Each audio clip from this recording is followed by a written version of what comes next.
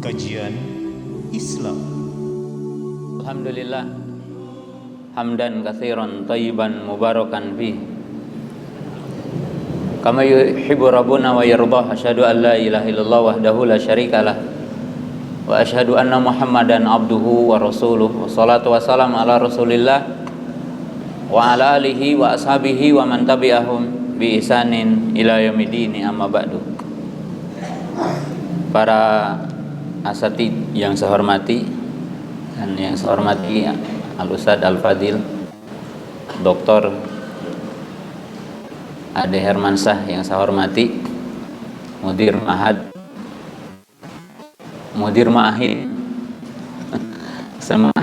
Ma'ahid. Nah, ma'ahadnya banyak, Masya Allah.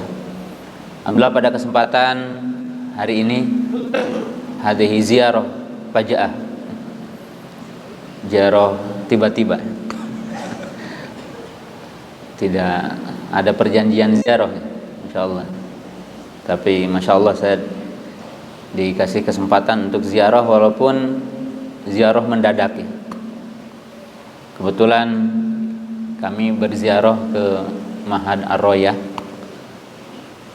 dari tim Mahadiyah Sunnah, dari Departemen Pendidikan, para kepala sekolah bidang kurikulum untuk berziarah ke Ma'had Ar-Royah untuk mengambil banyak istifadah dari sisi lain, terutama tentang bahasa Arab ya. Dan di kesempatan siang hari ini saya dikasih kursi sama Al-Ustadz untuk memberi nasihat di kesempatan siang hari ini. Para asatidah yang saya hormati, bahwa tidak kita pungkiri atau kita meyakini bahwa keberadaan kita berada dalam manzilah yang sangat agung yang Allah Subhanahu wa taala tempatkan di antara manusia di muka bumi ini, yaitu kedudukan kita antum sebagai dai dan sebagai murabbi atau mudarris. Dan tentunya al-murabbi, al-muallim wa al-mudarris mihnah samiyah wa risalah muqaddasah. Profesi kita sebagai guru, profesi kita sebagai mudarris, muallim, itu menduduki dikatakan mihnah samiyah, itu profesi yang sangat tinggi.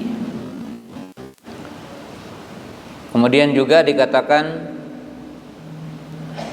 risalah muqaddasah, karena guru ini bagian dari kerasulan, dalam arti sebagai estafeta kenabian, kerasulan. Oleh sebab itu dikatakan oleh para ulama, kada mu'allim an yakuna rasulan. Hampir saja guru itu dikatakan sebagai rasul. Oleh sebab itu para ulama mengatakan karena jadi guru ini merupakan profesi yang sangat agung, profesi yang sangat mulia, menempati profesi kenabian, profesi kerasulan, karena merupakan sebagai estafeta dari kenabian, al-ulama'u warasatul anbiya. Maka para ulama pun mengatakan kepada kita bahwa at-tarbiyah laisat mihnah idhofiyah wa laisat mihnah sahlah. Oleh sebab itu profesi guru itu bukan profesi sampingan, Jadi semestinya kita sebagai guru tidak boleh ada orang yang jadi guru sebagai profesi sampingan. Jadi artinya jadi guru itu sebagai sampingan untuk profesi hidup, karena pasti akan merusak sebuah sistem dalam dunia pendidikan. Demikian juga bukan profesi sahlah, bukan profesi biasa. Artinya bukan yang dianggap gampang dan mudah. Makanya kita sebagai guru mesti memiliki kompetensi. Kalau kita melihat dalam Al-Quran, Allah Subhanahu wa Ta'ala mengkisahkan dalam surah Al-Qasas tentang Nabiullah Musa alaihissalam. Itu nabi di antara nabi Allah, yaitu Nabi Musa alaihissalam, dan dikisahkan ketika itu akan jadi pengembala dan dipekerjakan oleh Nabi Syu'aib alaihissalam, atau dikerjakan di dalam kisah gitu. Itu dikatakan ya abati qalat ihdahuma ya abati istajirhu fa inna khaira ma stajarta al-qawiyul amin. Al-qawiyu al-amin. Ini yang dinamakan hard skill dan soft skill. Jadi selain punya kompetensi, mungkin antum udah sering tahu kompetensi pedagogik, kompetensi personal, interpersonal, maka guru tentunya harus punya skill. Jika Allah Subhanahu wa Ta'ala mengkisahkan tentang Nabi Musa alaihissalam, itu mengembala kambing, disyaratkan 2 syarat. Al-qawiyu, ya, artinya al-qawiyu itu kalau untuk guru sekarang dinamakan dengan konseptual skill. Jadi punya kemampuan untuk membuat konsep, termasuk turukut tadris, metode untuk mengajar. Demikian juga berkaitan dengan technical skill, kemampuan untuk menggunakan banyak teknik, seperti sekarang menggunakan IT, menggunakan laptop, menggunakan media untuk wasilah dalam mengajar, wasilah juga untuk berdakwah. Karena ini adalah bagian dari sumber kesuksesan untuk kita hidup di akhir zaman. Dengan technical skill, kemampuan memiliki teknik-teknik menggunakan sekarang yang berkaitan dengan era digital, ya, kemudian berbagai sisi. Kemudian konseptual skill, bahwa kita mengetahui Al-Quran itu perlu istimbat menjadi sebuah konsep. Hadis juga adalah, ya, tentunya wahyu yang tentunya wajib kita menjadi sebuah konsep. Karena perlu kita ketahui bahwa para ulama berbicara, mengetengahkan kepada kita konsep-konsep berkaitan dengan memahami agama. Ya, dipahamilah konsep bahasa Arab juga dari Al-Quran. Istimbat, syawahid, ya, syawahid yang ada dalam Syarah Ibnu Aqil. Syawahid kan itu syawahid, ya, seperti takdimul khobar ala mubtada, syawahidnya dari Al-Quran. Kemudian takdimul maf'ul alal fa'il juga syawahidnya apa? Quran. Ya. Maka ya menjadi konsep. Kemudian juga qawaid fikih. Misalnya qawaid al-khamsah kubra, yaitu kaidah 5 qawaid tentang fikih atau qawaid fikih. Al-aslu baqa'u makana ala makan. Misalnya al-umuru mimma qasidiha, dari hadis innamal a'malu binniat, itu kan, innamal a'malu binniat, al yaqinu la yuzalu bisyak da mayurbuka ila ma la yurbuka. Artinya kalau para ulama telah mengeluarkan konsep berkaitan dengan usul fikih, para ulama telah mengeluarkan konsep bagaimana beristimbat, al-jam'u bainal adillah, maka seiring dengan perkembangan manusia juga kita perlu ya membuat konsep berkaitan dengan bagaimana pendidikan. Ya, artinya yang itu mustanbat minal kitabi wa sunnah, yang merupakan itu istimbat dari Quran dan sunnah. Dan salafiyun dituntut ya tadi untuk mampu menciptakan konsep. Karena kalau kita ditanya sekolah sunnah, sunnahnya itu apanya? Sunnahnya itu bangunannya, atau sunnahnya itu materinya, atau sunnahnya itu konsepnya. Nah itu menuntut antum-antum para syabab ya, yang muda-muda ini untuk mengembangkan dari latar belakang antum sekolah, harus menciptakan sesuatu yang memang menjadi sebuah konsep. Karena kita lemah dari sisi tadi conceptual skill kita untuk menciptakan konsep. Ya kita pun mungkin antum terinspirasi banyak, ada Arbiyatun Nasyiin, ada Arbiyatu Baina Yadaik, lurus dulu kok. Yang menciptakan siapa? Kan orang lain. Antum udah ciptakan apa? Kita udah menciptakan apa? Nah ini perlu kita untuk artinya berpikir ke depan, selalu dalam setiap hal gitu, dalam setiap hal. Karena ini dituntut, dan itu ya dituntut. Nabi Musa alaihissalam, bayangkan itu disyaratkan 2 syarat, al-qawiyyu ya artinya punya kemampuan fisik ya, termasuk teknik bagaimana mengembala. Tapi syarat yang kedua adalah al-amin. Ini yang dinamakan dengan soft skill, nilai kejujuran, nilai amanah. Nah, maka orang akan bisa sukses dalam setiap hal itu harus memiliki hard skill, yaitu kemampuan bagaimana kita menunaikan tugas, menunaikan peran, atau kita diperintahkan untuk melakukan A, melakukan B, kita harus punya skill ya. Sedangkan yang kedua adalah kemampuan bagaimana kita berkomunikasi dengan teman, berkomunikasi dengan sejawat, berkomunikasi dengan atasan, berkomunikasi dengan bawahan. Kemudian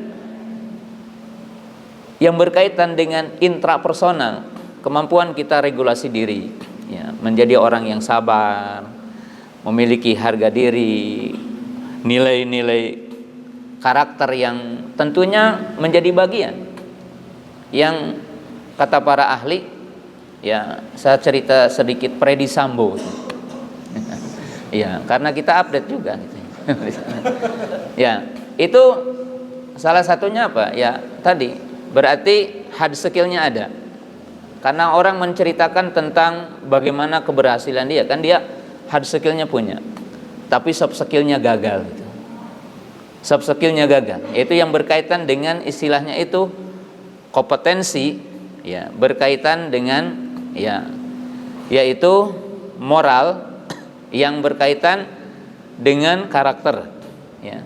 Jadi tidak ada ya. Kenapa? Ya, punya masalah kan itu.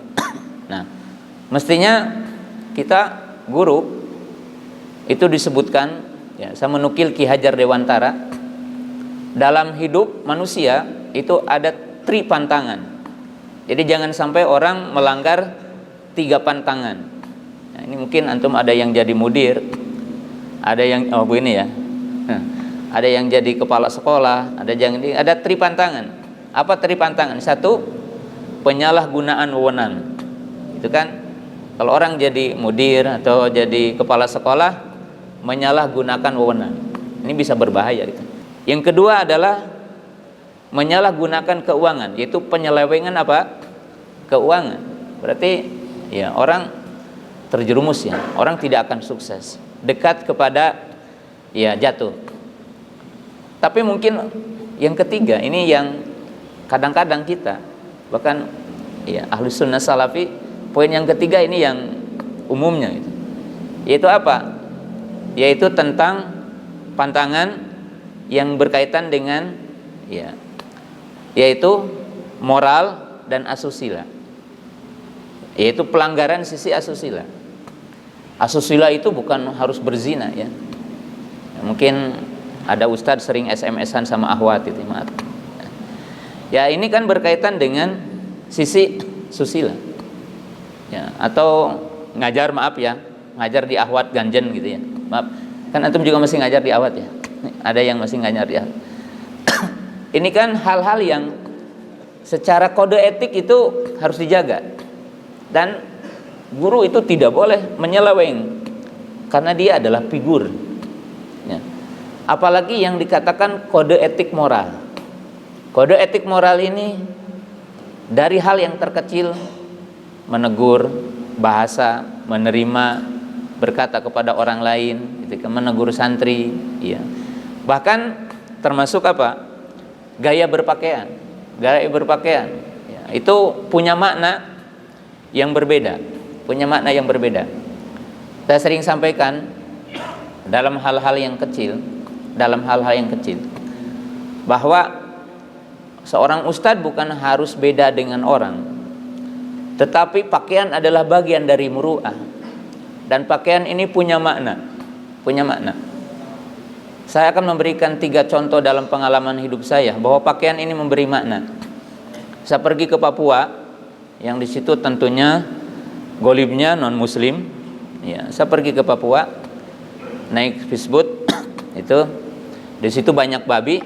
Karena saya pakai seperti ini, maka orang-orang Kristen di sini bilang berkah, wali, berkah. Babi-babinya diusir dan saya dipersilahkan masuk, lebih dihormat. Karena ya penampilan itu memberikan pengaruh. Jadi kalau antum punya penampilan yang cukup di depan santri, itu punya pengaruh gitu. Ya, cara berpakaian, kerapihan dan sebagainya. Saya pergi ke Jepang dengan teman-teman dan banyak ya dari berbagai sekolah. Waktu itu hampir 50 orang kurang lebih. Saya juga masih seperti ini walaupun saya di Jepang. Itu banyak orang Jepang yang pingin selfie sama saya, Muslim good gitu. Jadi selfie, Muslim good gitu. Selfie gitu. Jadi menunjukkan bahwa orang tetap mencintai yang rapi, yang bersih gitu ya. Hatta itu non muslim. Bahkan ada sejumlah perempuan juga pingin selfie, saya tolak gitu. Orang Jepang pingin selfie. Muslim good. Artinya penampilan itu. Bahasa. Saya berikan contoh bahasa ya, bahasa. Dan bahasa yang diterima di komunitas. Saya di Jakarta itu alhamdulillah ya belum pernah saya ditilang sama polisi. Ya. Kemudian ya kalau melanggar pasti pernah melanggar karena mobil saya nggak mungkin ke Jakarta tidak ganjil genap. Masa sih pergi ke Jakarta nanya ya hari ini genap atau apa? Mobilnya harus 2 berarti ya. Saya sering mobil saya itu harinya genap, nomornya ganjil. Harinya ganjil mobil saya genap. Saya cuma begini, saya sama sopir buka itu pintu dan izin mau ngisi. Saya selalu diizinkan. Jadi nggak pernah. Jadi artinya walaupun sederhana, mungkin apa yang saya sampaikan ini itu punya makna. Jadi antum berbahasa dengan orang dengan bahasa kaumnya. Ya artinya kalau antum ketemu kiai, bahasa kiai gitu ya. Kalau ketemu di pasar ya bukan berarti harus bahasa kasar orang pasar, tapi menyapanya bagaimana dengan mereka. Saya selalu mendapatkan harga duren itu murah dan tidak pernah ada orang menjual duren ke saya yang jelek. Karena bahasa saya ketika datang ke tukang duren bukan menawar duren. Ada duren yang bagus enggak gitu. Jadi enggak mungkin orang menjual yang jelek. Dan kalau yang jelek enggak akan dijual sama saya. Karena saya udah bertanyanya yang baik gitu. Bukan ada yang murah enggak. Kalau kita nanya yang murah, pasti dia akan menjual yang jelek ke kita walaupun harganya mahal. Tapi saya nanyanya ada yang bagus enggak gitu. Berarti udah percaya kalaupun mahal saya akan beli ya. Tapi itulah komunikasi sederhana. Jadi teman-teman yang dimuliakan Allah Subhanahu wa taala, ya ini kan ngobrol ya, bukan ngisi. Jadi kita sebagai guru memang yang sangat penting tadi bahwa kita kisah Nabi Musa. Kalau Nabi Musa itu jadi pengembala disyaratkan qawiul amin, kita yang mengurus manusia gitu kan. Yang mengurus manusia ini kita ingat ya, saya selalu mengingatkan saya bukan antum. Ingat ya bahwa ini tadi saya dengar jumlahnya 1.400 yang SMP SMA. Itu berarti kan amanah dari Allah kepada kita, amanah dari orang tua kepada kita, dan mereka itu punya masa depan. Punya masa depan. Oleh sebab itu kita mengajar harus sungguh-sungguh. Kita mengajar harus betul-betul punya dedikasi, punya integritas yang tinggi. Karena ingat bahwa anak didik itu berkaitan dengan 4. 1, masa depan umat Islam. Jadi ingat bahwa apa yang antum didik hari ini di Al-Ma'tuk ini, itu minimalnya untuk kaum muslimin 2035. Jadi akan menjadi generasi pengganti kita. Ya, maka diistilahkan oleh para ulama al-mudarrisu sani'ul jail. Guru itu adalah membangun generasi baru. Ada dalam pepatah dikatakan apa? Siapa yang ingin menuai man arada an tahsuda ba'da syuhur fazra qamhan, man arada an tahsuda ba'da sanawat fazra syajaratan, wa man arada an yahsuda yakni ba'da jail fazra rijalan. Kata ahli syair, barang siapa yang ingin menuai beberapa bulan, ya yang ditanam oleh kita ya padi ya, kalau di Indonesia jagung. Siapa yang ingin menuai hasil setelah beberapa tahun, ya yang ditanam pohon kelapa atau pohon albasiyah. Tapi barang siapa yang ingin menuai hasil setelah generasi berikut kita, maka ciptakanlah rijal.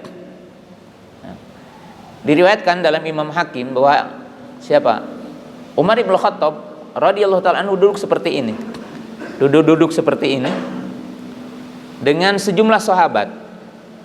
Lalu Umar ibn Khattab berkata, "Tamannau, silakan kalian bercita-cita." Tiba-tiba ada orang bilang, "Saya ingin di rumah ini penuh dengan emas," kata. Untuk apa? Aku bersedekah dengan emas itu. Tapi tidak diapresiasi sama Umar ya. Walaupun itu baik juga. Umar masih tetap mengatakan, "Tamannau, silakan sebutkan cita-cita kalian." Kata mereka, "Aku ingin di sini ada kurma, ada permata, dan kami bersedekah." Kata Umar, "Tamannau, ayo sebutkan cita-cita." Sehingga sejumlah para sahabat bilang tidak ada lagi kecuali itu. Tapi Umar mengatakan setelah itu, "Atamanna, aku bercita-cita an yakuna fi hadzal bait rijal ka'amsali Abi Ubaidah ila akhirih." Beliau mengatakan, aku ingin di rumah ini ada rijal, artinya ada orang-orang hebat seperti Abu Ubaidah ibnu Jarrah, yaitu qaid ya, seorang panglima perang di zaman Umar radhiyallahu taala anhu.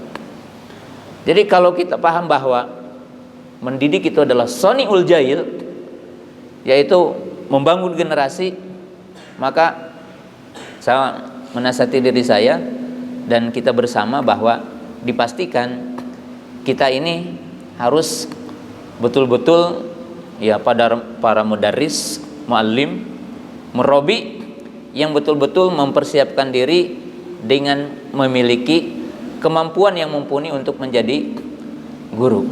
Dan yang terakhir tadi sampai 1/4 Ustaz Adem ya, lewat nih 5 menit. Saya ingin hanya menyampaikan 3 kalimat terakhir. Ada pepatah, siapa yang ingin sukses ya dalam hidup ya dan interaksi ini seperti ini, minimalnya kita harus punya 3 hal selain yang tadi. Yang pertama, ya, jangan berhenti belajar. Dan jangan terbatas dengan waktu dan tempat untuk belajar. Seberapapun tinggi kita belajar, hatta kita mungkin diantara antum udah ada yang doktor ataupun profesor, maka kita punya sistem dalam hidup yang dinamakan istilah orang lain learning to know, belajar sepanjang hayat. Ya, jadi antum yang udah kuliah dari berbagai perguruan tinggi, jangan merasa cukup bahwa ilmu yang didapat, ya, karena ilmu itu akan senantiasa luas. Ya. Yang kedua, bacalah di luar minatmu.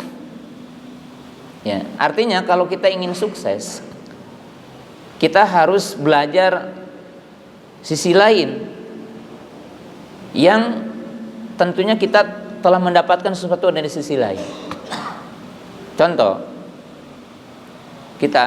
saya yakin bahwa sekolah-sekolah ahli sunnah salafi ini kan tidak punya jenjang karir umumnya, maaf ya, karena tidak seperti di pemerintah kan itu ya, mulai orang dari kita umumnya tiba-tiba keluar dari Jamiah Islamiyah, keluar dari Mesir atau dari mana, tiba-tiba jadi kepala sekolah. Ya. Sebesar apapun ilmu yang kita miliki, berarti ada ilmu yang lain yang kita tidak miliki, administrasi. Karena tentunya selain yang tadi, skill yang tadi saya katakan technical skill, kemudian apa conceptual skill, ada lagi yaitu apa? Yaitu berkaitan dengan manajemen, administrasi. Kemudian apa? Leadership skill. Kita harus leadership, dan kita harus mencari ilmu yang di luar yang pernah kita dapatkan. Dan kita insya Allah ada sukses. Harus terbuka. Saya Abu Qatadah, kalau antum tanya, saya sampaikan saya tidak punya ijazah kecuali ijazah SD. Dan saya belajar dari bawah pohon di Syekh Mukbil, ya, yang terdengar suara bomba gitu, suara bomba. Kalau saya ngomong seperti ini ilham gitu ya. Ya, ilham. Jadi ilham, saya ngomong seperti tadi ilham. Karena saya tidak pernah duduk untuk mendapatkan kalimat yang tadi di depan dosen. Kalau antum mungkin Syekh Ali, ini hada min talamidah. Ya hawa, yurid doktor. Wa yasma yani min katsir min yani minal mudarisin, dakatirah wa ila haula, profesor. Ama ana ma ajlis amama doktor, amama profesor. Ana min ilham. Yani lianna ana aqra katsir. Saya baca apa? Saya baca banyak literasi. Nah itu. Kemudian yang ketiga tadi, yang terakhir apa? Yaitu bertemanlah dengan orang cerdas. Punya relasi dengan orang cerdas. Berteman dengan orang cerdas. Kalau kita ingin cerdas, ya kita harus punya informasi dari orang-orang cerdas. Harus punya relasi dari orang-orang cerdas. Sehebat apapun antum punya ma'had ini, di sana ada 100 ma'had yang lebih hebat daripada kita, gitu kan gitu. Selama kita terbuka, kita akan maju. Ya, guru kita selama terbuka. Selama kita bisa menerima informasi dari orang lain, kita akan maju. Tetapi kalau kita menganggap bahwa kita hari ini adalah udah muntaha, udah terakhir, maka berarti tidak akan berhasil. Kenapa? Karena zaman akan berubah dan kondisi akan berubah dan tantangan pun akan berubah. Ya, mungkin itu saja yang saya bisa sampaikan. Mudah-mudahan bermanfaat, dan ini obrolan yang mungkin hanya motivasi, tapi mudah-mudahan menjadi motivasi agar kita lebih maju lagi. Dan Masya Allah, setiap saya kesini Al-Ma'tuk selalu berkembang, Masya Allah. Dan Syekh Masya Allah selalu berteman ya dengan saya di Puldapi. Beliau adalah pembina yang setia untuk tetap di Puldapi, Masya Allah. Subhanakallahumma bihamdika asyhadu an la ilaha illa anta astaghfiruka wa atubu ilaik. Assalamualaikum warahmatullahi wabarakatuh. Kajian Islam